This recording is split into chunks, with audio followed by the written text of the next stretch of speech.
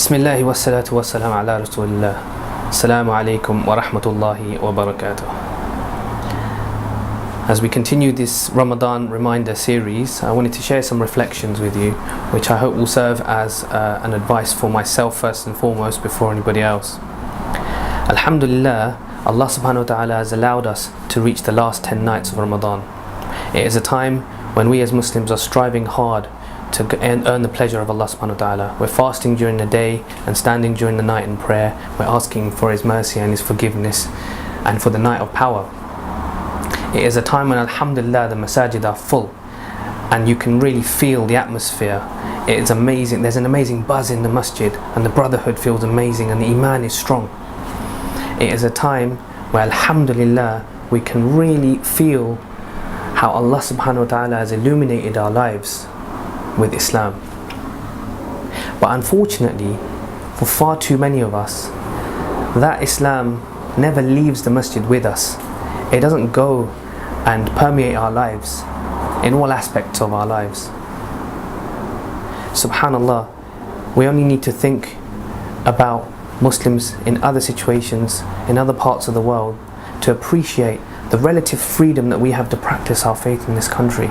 But this is something that we can never take for granted. And unfortunately, we see in the news things like the ban on niqab in Denmark, which has recently come in. Closer to home, we've had the government green paper on integration, which is really focused on the Muslim community and what they're doing in this country. And of course, we all know about the rise of the far right and anti-Muslim hatred and Islamophobia. And the strange thing is, many of those who say that they hate Muslims or they hate Islam have never actually come across Islam other than what they've seen in the media. They've never actually met a Muslim. And what's worse than that is that those who may have met some Muslims, those Muslims may have left a lot to be desired in terms of their characters. SubhanAllah, why is it that, alhamdulillah, we straighten our rows in the masjid but we can't park our cars properly?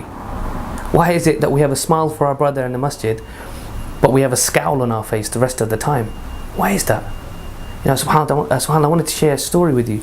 A friend of mine, his father was on the way to Jummah, and while he was walking to the masjid, he bumped into a very irate man standing in his driveway, and he asked him what the problem was, and he was a non-Muslim man, and he said, "One of your congregation has blocked me in, and while he's praying to God in the mosque, I'm going to be standing here cursing him." Now, what kind of image will that have given to that guy about Islam? SubhanAllah. The Prophet Muhammad sallallahu alaihi wasallam, in an authentic narration recorded in Bukhari, said that I have come only to correct good manners. And in another narration, the Prophet Muhammad sallallahu alaihi wasallam tells us that those who will be closest to him on the day of judgment will be those who had the best of akhlaq, the best of characters, the best of manners.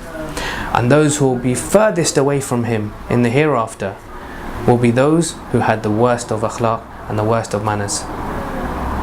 Now subhanallah, when the Prophet ﷺ is saying that he's come to perfect good manners, of course this means our relationship with Allah subhanahu wa ta'ala, but crucially it means perfecting our relationship with the creation of Allah subhanahu wa ta'ala, with your fellow Muslim and also your fellow brothers in creation, the non-Muslim. So we need to ask ourselves, have we seen the fruit of our labour this month? Because if the fruit of our labour is not just the rituals that we've performed in this month, but a deeper spiritual change, a change that affects our characters and improves us, and means that that light of Islam is something that we can shine on the rest of the world, to our communities, to our neighbours and to our friends, then we need to ask ourselves, if that is not happening, what is wrong with our ibadah in the first place? Like the Shaykh once said, fix your relationship with Allah subhanahu wa ta'ala and He will fix your relationship with the creation. And if your relationship with the creation is flawed, then we must ask ourselves what we're doing. So I ask Allah subhanahu wa ta'ala to accept our good deeds in this month. I ask Allah subhanahu wa ta'ala to give us the tawfiq to maintain our worship and our relationship with Allah subhanahu wa ta'ala beyond the months of Ramadan. I ask Allah subhanahu wa ta'ala to let us illuminate the world and our communities with the light of Islam through da'wah, and I ask Allah subhanahu wa ta'ala to accept all of our ibadat. Wassalamu alaikum wa rahmatullahi wa barakatuh.